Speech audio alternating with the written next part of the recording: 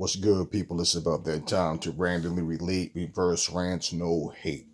So I let a little time go by because I wanted to see what was going to be said, what type of reviews are going to be given after this Josh Taylor versus Jose Ramirez fight. Now, I was asked who did I think was going to win the fight ahead of time. I really don't get too much into talking about who I think is going to win so much. At times I will. But overall, I just want to see a good fight. Now I picked Josh Taylor to win this fight, and he did. Um, Now I will say this: there's a lot of people who was picking either man to win on some. It's my countryman, so I'm going for him. Okay, cool. But at the same time, when you look at the ability of both fighters, I think both guys were being sold short and underestimated. I think people underestimated Josh Taylor's ability to fight on the inside against Jose Ramirez. They felt like that would be a mistake if he did that. I felt like it was the best chance that Jose Ramirez had was to be able to fight on the inside. In all honesty, it wasn't so much about him mixing it up um with Josh Taylor on the inside. It's more so him being first to attack, make him miss, make him pay, get in, and go damage to the body, damage to the head, and put that pressure on him. But Josh Taylor can get in there and fight in the pocket if he needs to, even if he just wants to. And I feel like people underestimated that. Now, Jose Ramirez doesn't really show any outside boxing ability, not too much. I mean, you've seen him, he can hold his own, but I think that people underestimate the fact that with Jose Ramirez, okay, it's not so much he's one dimensional. I think it's just more of a thing of he's more comfortable fighting on the inside. Okay, but he's not really like known to be a big jabber, but he does throw a jab and then follow up to the body. Throw a jab, follow up to try to, put that pressure on you, catch you with some good power shots. I just didn't think that, as far as him doing that to Josh Taylor, I feel like he'd be able to have some success with it. But if Josh Taylor boxed, and when you say box, people think that you mean like on the back foot all the time. That's not, for me, watching Josh Taylor, I feel like if he did that, it will make the night easier for him because he has much better footwork than Jose Ramirez. He's an all-around better boxer than Jose Ramirez, And again, if he decided to, fight on the inside with him, it just gives Jose Ramirez a better chance of winning, because I feel like if he boxes Jose Ramirez, that it's not even going to be close. And, as far as the fans going on, that's boring. He's boxing on the outside. He's punching and moving. And, man, that's something that they have to deal with. Your job as a fighter is to go in and secure the win. Now, Josh Taylor got a lot of criticism from other YouTube channels, different people saying they don't like the way he fought. The old Josh Taylor would have knocked Jose Ramirez out. It's because he got with, Tyson Fury's old trainer, and this guy, has him, fighting on the outside. And I'm listening to these people, and I'm saying, okay, that's your preference of what you like and don't like. But what does that have to do with the way Josh Taylor is going to go in there and approach a fight? The thing is, if he did stand there and bang with him, it does give him the better chance to win it. But Josh Taylor does have the ability to fight on the inside and bang with you. Okay? And when I heard these things, I started thinking, like, for one, people need to learn how to be fans of boxing and stop being so critical of every little detail. It's like everybody everybody want to talk like they're such a boxing expert, but it's like you're not even in the ring at all. And it's the old Josh Taylor would have did this and he would have did that. Listen, He dropped him in the sixth. He dropped him in the seventh. I think he dropped him the first time, if I remember correctly, with a straight left, and the second time was with a left uppercut. And you know, at the end of the day, people say, southpaws, their jab's not effective. It depends on the southpaw. And Josh Taylor, I remember Timothy Bradley saying, the person who established the jab is going to win the first half of this fight. And I'm thinking, Tim, neither one of these guys is known to be like constant jab, jab, jab. Like, what the hell are you talking about? Like, I felt like for Josh Taylor, I expected his jab to be more effective, and it was. But it had nothing to do with so much with him dictating the pace of the fight off the jab. The jab is a powerful tool to have in your arsenal. People do, underestimate that. But it really wasn't even so much about that. These guys were throwing power shots. They were going in on each other. It was a good fight. Okay, it was a good fight. Teddy Atlas picked Jose Ramirez to win. I disagreed, and that's fine. We all have our opinions. I just felt like Josh Taylor was just all around a better fighter. And again, for people that pick Josh because they're his countrymen, for people that pick Jose Ramirez because they're his countrymen, doesn't matter why you pick them. What's going to be is what's going to be. I called it down the middle. And I heard a lot of people just saying things that I just felt like, look, each fighter is a solid fighter. I heard people saying Jose Ramirez was trash. He was overrated. He's garbage. I heard people saying Josh Taylor's overrated. He's trash. He barely beat Regis Prograis. Regis Prograis is a solid fighter. So obviously, there's a lot of people who talk but don't know what the hell they're talking about. Regis Prograis is no pushover. That guy's a solid fighter. He's one of the top fighters at 140. And that was a good fight between Prograis and Josh Taylor. In fact, that was one of the fights that turned a lot of heads for Josh Taylor, because the fact that he won the fight, and it was a good fight, but he clearly won the fight. And Regis Prograis is a top prospect. Now, Jose Ramirez is a good fighter. And I actually heard one of the boxing channels say that he's not even a good fighter, and Josh Taylor struggled with him. And I'm saying, okay. So who at 140 is good then? If Jose Ramirez is not good, who's good at 140 then? Because he's a solid fighter, man.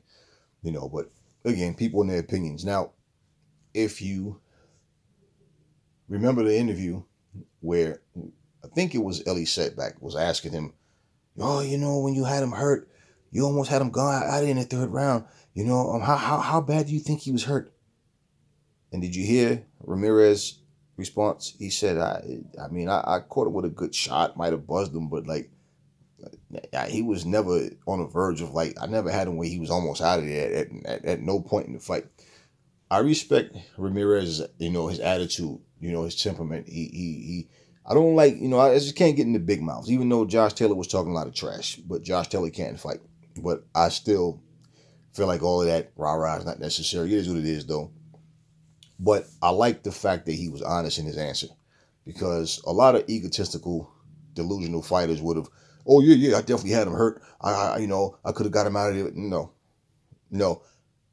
And the funny thing is, I watched the fight live. I never, ever saw Josh Taylor get hit with anything and look like he was in trouble. Never. There was times when Jose Ramirez was catching with some shots, and I remember Timothy Bradley was saying, Josh Taylor doesn't know how to defend body shots. And the thing is, I'm saying, Timothy Bradley said, studying film, Josh Taylor's not a good jabber. So I said, well, the fact that he had to say studying film shows that he is not really familiar with Josh Taylor. He doesn't follow his career. So, not that he has to, but I mean, he clearly is speaking off of, okay, I'm going to do commentary for this fight. Let me do some homework on this guy. That's what it sounds like to me. Josh Taylor has a jab. He basically, like most fighters, they don't use their whole arsenal simply because they're that much better than their competition. So it's not, everything doesn't come out. We watched Roy Jones. Roy Jones he had a jab. He could use his jab if he wanted to. Roy Jones was a guy that was just unorthodox. He's unorthodox. He'd catch you with the lead right hand and then dip out the way, slide back in, catch you with, that was stuff that people don't really teach. That's just something Roy Jones did instinctively in practice on his own. But watching the fight, I felt like it was a good fight. I thought Josh Taylor would win the fight. I felt like it would be easier if he did decide to box. Of course, you want him to, catch him with some real solid shots and not pity pat with him, of course. But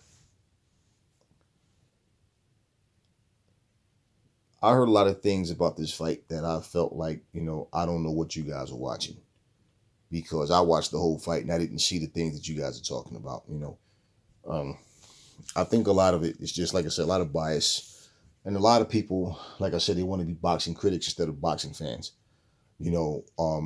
Even a lot of times the commentary, I can appreciate when a boxing commentator who actually fought at least can, break down what's going on in the ring, why this fighter is doing this and that, and what would be more helpful for this fighter if he was doing this or that. Okay, I get that. But I find that even the commentary of boxing they're so critical. Fighters who couldn't even beat the fighters that they're talking about, are always talking as if it's just that easy. And when I was fighting, I was this and I was that. And let me say this, okay? And it's not to be hard on Tim Bradley, but I'm gonna say it regardless. I don't care how it sounds. I'm just gonna be honest. I watched Provodnikov beat and swell Timothy Bradley's face up. Okay? I watched him make him look like the Elephant Man. Because Timothy Bradley, in my opinion, was a guy who was a decent fighter who fought stupidly. There was no reason for him to have his face beat up like that. Let's not forget that particular fight is the reason that Timothy Bradley made his decision to retire early, because he took one beating too many. He said he didn't want to do any more damage to his brain than he's already done. Yes, you're right. You did it. Simply because you put yourself in a position for your opponents to be able to bust your face up like that. So when he says things about what he would have did, how he, I was like, I'll close the show. Bro, you barely had knockouts. And I'm listening to him talk, and I said, wow, it's amazing how even when fighters retire, how they talk like they still can go in there and do the same things. But let's just be real. If Timothy Bradley and Josh Taylor fought, my money goes on Josh Taylor. The biggest thing that Timothy Bradley had going for him, in all honesty, which was he was gifted to win against Manny Pacquiao, because I didn't see him win any fight against Pacquiao. All three of those fights, I felt like he lost clearly. The first fight, they gave it to him. Second and third fight, he lost. And if you watch those fights, it's like they were all the same shit over and over. But he's very critical. He likes to really talk and say things. I mean, I heard him talking about how he thinks, Canelo would knock Floyd out. I believe that he knocked Floyd out, but yet he doesn't think Canelo could beat Andre Ward. He's saying all these different things, and it's his opinion, He has a right to his opinion. But I just don't like listening to certain commentators because they talk as if, like I said, like they could go in the ring right now. And even at his best, Timothy Bradley, he was a guy who I feel like, yeah, he had heart, but he fought very stupidly. And let's be real, Provodnikov is a C-class fighter. Provodnikov lost to Chris Algieri. Okay? Chris Algieri. Provodnikov was no world-class fighter. He's a C-class fighter. And you struggled with him and got your face all busted up by him, all swollen, like I said, looking like the Elephant Man. He just, for what? Against a C-class guy? And I feel like Timothy Bradley's a guy who got more praise because him getting that gifted decision against Pacquiao, that robbery, that was a straight robbery. But like I said, certain commentators, I just, even when I agree with the things that they're saying, it's like they just have a way of being so opinionated to the point where they're like criticizing the fighters in the ring. You could sit in there and watch Timothy Bradley fight, and you could sit here and criticize from round 1 to round 12 about things that he did wrong. But let him tell the story. He was a different type of animal. Also, I just felt like Kenny Bayless was too involved. The second these guys like arms touch each other, they shoulders bump. He's right. And it's like, man, let the guys fight, man. Let them go at it. Stop jumping in every time they touch each other, man. Let them break and give them a chance to work their way out the clinch. Kenny Bayless was annoying in this fight. He was really annoying. And also, something that Josh Taylor was doing was smart. He wasn't cheating. I listened to people talk, and I'm saying, you guys are like, I don't know, like, where these guys come up with these concepts of what is cheating, what's not. What Josh Taylor was doing was on the break, okay? Not the referee's break, but whenever these guys would tangle up, and if they got free before Kenny Bayless would step in, Josh Taylor would throw a shot. And, Ramirez is looking at, Kenny Bayless like, hey, man, he's hitting on the break. He's not hitting on the break when the ref break you. He's hitting on the break between you two. Protect yourself at all times. He wasn't doing anything wrong. It was smart because he's trying to give Jose Ramirez something else to worry about. Trying to be first and letting him know, you make a mistake, I'm here to punish you for it. The first knockdown, it was a good shot, but he wasn't in any danger. Second knockdown, he had him shook up. And so for people that saying the old Josh Taylor would have knocked him out and would have did this and would have did that, one thing I will say is when you evolve as a fighter and you add more dimensions to your game, people start to criticize you. When you're one-dimensional and you stand there and want to just bang, bang, bang, bang, these are the type of tactics that get fighters knocked out. Everybody can't bounce back. We've seen Lennox Lewis get knocked out by Oliver McCall. People call Oliver McCall trash. He's garbage. Oliver McCall is the same guy who dropped Mike Tyson in sparring with $16 gloves on. Oliver McCall can punch. Oliver McCall actually could fight. He was just loony. He's just nuts in the head, man. And he give up, but the guy could actually fight. We saw Emmanuel Stewart, let Lennox Lewis know, you got all the, tools in the shed that you need. I'm going to show you how to use all your tools. And Lennox Lewis became a complete fighter, and people criticized Lennox Lewis. Oh, this big motherfucker, 250, jumping around on his toes, jabbing and moving like Ali. He should be knocking people out. Did you guys not see what happened to him for just standing in the pocket, just banging when he didn't really need to? You got these long arms and you fighting in the phone booth. Like, we saw Emmanuel Stewart take, Vladimir Klitschko and, show him how to use his tools. We've seen different fighters. Thomas Hearns was known to be a very solid puncher. Thomas Hearns had to fight certain guys on the back foot, had to use his jab and movement, and Thomas Hearns didn't have the best movement, didn't have the best footwork, but, sometimes you have to know how to change up your strategy. You have to know how to adjust and adapt to your opponent. Floyd Mayweather was the king of that shit. That guy, he was the best at that. He could adjust to whatever you're doing, and, his opponents couldn't readjust. They couldn't, but he could. So, people get too technical with I mean, they try to just find things to tear down, and I don't really pay them any mind. But it's like it catches your attention because these are people who have YouTube channels that have, a following of people that is dependent on them to give them boxing news, but all they're doing is really just giving you a bunch of opinions, and just talking a bunch of rubbish. Straight bullocks, man. They're not even talking about anything, and I'm saying, how do you sit here and watch the fight and come up with these, just because you don't like the way certain guys fight? There's certain fighters, I don't like their styles, but it works for them. So I'm not going to sit here and say, oh, this guy shouldn't fight this way. No, you do what you have to do to win. At the end of the day, I mean, I remember people comparing, and this all simply because Max Kellerman named Margarito as a guy that Floyd didn't fight. And my point was, what the hell did Margarito bring to the table that Floyd wasn't going to be able to handle? He wasn't any more effective as Marcos Maidana was. He didn't have Marcos Maidana could punch. Margarito wasn't a big puncher. He was just a volume puncher and tried to wear people down. Floyd would have nullified that shit, man. He's too slow, sloppy ass feet. No, his hand and eye coordination was shitty. He threw wild, slow punches. Marcos Maidana was faster than him, stronger than him, moved in quicker.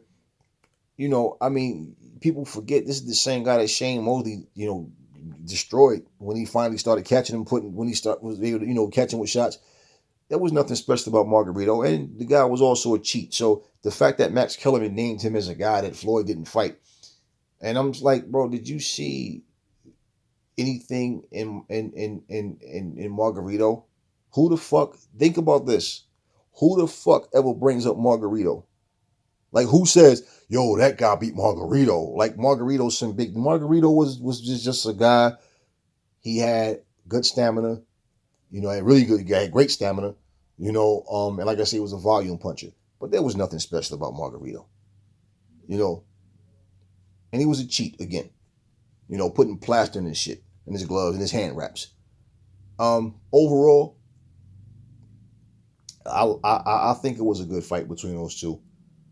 Ramirez wasn't salty. Taylor wasn't salty at the end. They embraced. I think Josh Taylor even apologized to him for some of the things he was saying. Like I said, I just feel like that type of stuff is not necessary. People try to get that mental edge and start, saying a lot of personal things and just being unprofessional and try to get you off your game plan, But it was a good fight, and Teddy Atlas was wrong again. Nobody's perfect, but I tell you guys, when you hear me talk about him being wrong, or Kellerman, or Stephen A, and these guys, Kenny Smith and all of them, it's because these guys, people like to call them boxing experts, expert analysts. They are people, okay? They are human beings that watch boxing, that was a part of boxing, maybe used to be a boxer, that have an opinion based on what they think from what they've seen fighters do in the past and what they do now. Teddy Atlas is old school. He loves to bring up, old fighters as if they would just win against anybody because they're from a different generation, which is not true. Okay? It's just opinions, man. But at the end of the day, these guys have been wrong so many times about fights. And I think a lot of people forget that. So when people tell you a guy's going to win based on this and that, and I forget the guy's name that he said Josh Taylor's not as good as that guy from the outside, and Josh Taylor beat that guy. And I understand what he was trying to say, but I didn't agree with it. And it was a tough fight, it was a good fight. Ramirez is a warrior, Josh Taylor's a warrior. There's no bums in there, so I don't even know why people are throwing that around. And like I said, take the countryman hate out, take all of that like it's us versus them nonsense. It's two fighters going in the ring to fight. Another thing, okay, that I want to point out. People also said Ramirez was going to win because he had a better corner. More experienced corner. Robert Garcia is much better than, I don't know why I can't remember the guy, that Tyson Fury's old trainer. I don't know why I can't remember his name. But anyway, they're talking about he's too young. And listen at this. Let me tell you how this is bullshit too, okay? If you listen, for one, if that will be the case, then that just means that Josh Taylor is just better than Ramirez. If he had a better corner, and all of a sudden he couldn't do the things he needed to do to win. But if you listen to the corners, okay, Josh Taylor was receiving instructions. Double up, triple up on the jab, step to your right. When you throw the jab, when you come around, feint, go to the body. Shoot the left to the body, come back up to the head with the right hook, step out, He's giving instructions. Garcia's over there telling Ramirez shit like, this is for your country. This is for all of Mexico. This is for your family. This is what you work so hard for.